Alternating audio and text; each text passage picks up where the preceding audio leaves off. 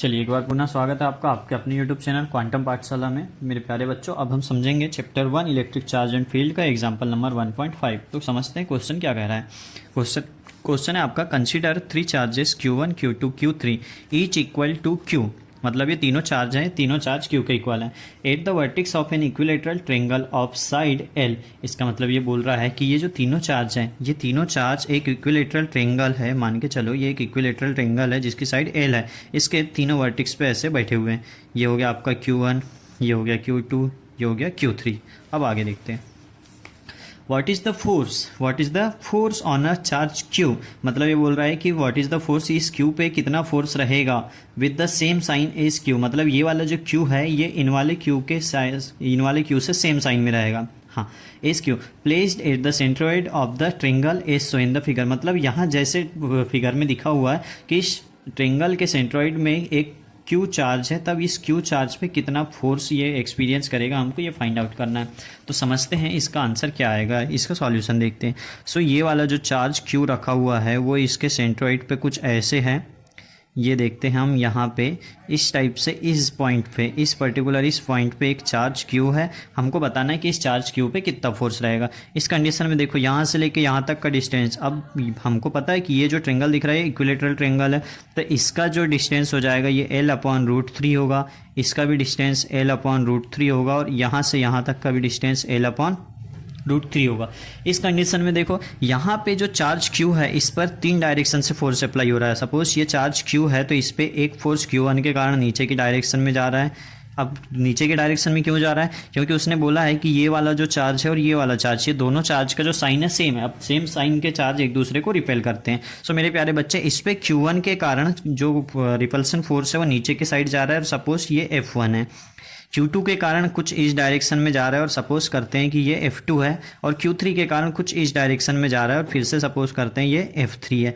इस कंडीशन में देखो यहाँ पे है Q, इस पे 3 डायरेक्शन में फोर्स अप्लाई हो रहा है। तो हमको फाइंड आउट करना है कि इस पर नेट फोर्स कितना होगा।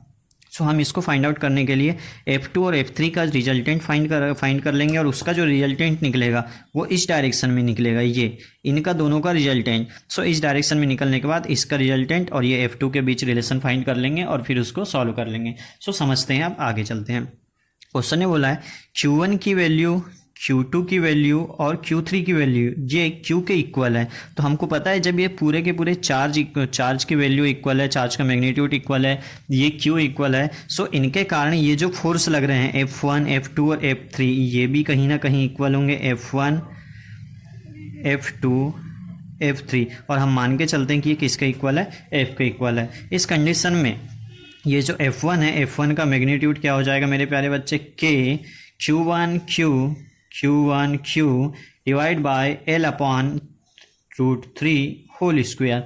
इसको आगे सॉल्व करेंगे तो √3 का स्क्वायर होगा तो ये हो जाएगा 3 का ऊपर ट्रांसफर हो जाएगा तो ये हो जाएगा 3K Q1Q डिवाइड बाय 3। ये हो गई F1 की वैल्यू। सेम ऐसे ही मेरे प्यारे बच्चे F2 की वैल्यू भी आएगी और F3 की वैल्यू भी आएगी। तो F2 की वैल्यू क्या आएगी समझते हैं। F2 की वैल्यू आएगी 3K Q2Q बाय, यहाँ पे 3 की बजाय L स्क्वायर होगा ना, Q2Q बाय L स्क्वायर। ये हो गया equation number first. Equation number second, अब यहाँ से F3 की वैल्यू बनेगी 3K Q3Q by L square. Equation number third. ये तो बात हो रही है कि ये जो 3 फोर्स है आपके F1, F2, F3, ये तीनों के मैग्नीट्यूड की बात हो रही। बट हमको F2 और F3 का मैग्नीट्यूड फाइंड आउट करना है। सो देखो इनके बीच का एक एंगल है और इनके बीच में एंगल बन रहा है 120 डिग्री। तो 120 डिग्री बन रहा है F2 और F3 के बीच का एंगल। तब हम ये F2 और F3 के बीच का रिजल्टेंट फाइंड कर लेंगे जो कि इस डायरेक्शन में होगा। सो हम इसके बीच का रिजल्टेंट फाइंड करेंगे मेरे प्यारे बच्चे। तो हम इसको लिख सकते हैं रिजल्टेंट, क्या लिखेंगे हम इसको, resultant between F2 and F3। और मान के चलते हैं कि ये F2 और F3 का रिजल्टेंट F डैश होगा। तो ये हो जाएगा आपका F2 square plus F3 square minus 2F2 F3 cos, और ये दोनों एंगल के भी, दोनों जो फोर्स है इनके बीच का एंगल 120 डिग्री। सो यहाँ हम क्या लिख सकते हैं इसको, कॉस 120 डिग्री। आगे चलते हैं। F2 F3 इनकी वैल्यू बराबर है, F2 F3 की वैल्यू बराबर है, तो इस पूरे की जगह में जहाँ जहाँ F3 लिखा होगा वहाँ में F2 या फिर F लिखते हुए चलते हैं। सो ये हो जाएगा आपका F square plus F square minus 2f into F, और cos 120 डिग्री की होती है 1/2। आगे सॉल्व करें इसको तो ये हो जाएगा आपका 2 से 2 cancel out, F into F square, तो यहाँ का एक एफ स्क्वेयर से ये वाला एफ स्क्वेयर कैंसिल आउट, तो यहाँ पर सिर्फ और सिर्फ एफ स्क्वेयर बचा। जैसे यहाँ से स्क्वायर रूट हटेगा तो ये आ जाएगा एफ। इसका मतलब एफ डेज की वैल्यू किसके इक्वल आ गई, एफ के इक्वल आ गई। सो हम कह सकते हैं इस कंडीशन में कि F2 और F3 का जो रिजल्टेंट आया है ये, इसकी वैल्यू क्या आ गई, एफ आ गई। क्या आ गई, एफ। और f क्या है मेरे प्यारे बच्चों, f की ही वैल्यू तो f1 के बराबर है, f2 के बराबर है, f3 के बराबर है। तो अब देखो ये वाला फोर्स और ये वाला फोर्स, ये दोनों एक दूसरे के अपोजिट डायरेक्शन में और इक्वल हैं। इसका सीधा सा मतलब है कि इस पॉइंट पर जो रिजल्टेंट फोर्स निकलेगा, सो यहाँ पर हम लिख सकते हैं resultant force on point Q। ये पॉइंट Q पे जो रिजल्टेंट फोर्स निकलेगा इसको हम बोल सकते हैं F इक्वल, या फिर इसको आप दे दो FQ। ये हो जाएगा आपका F ये वाला force minus F1, F minus F1। अब हमको पता है F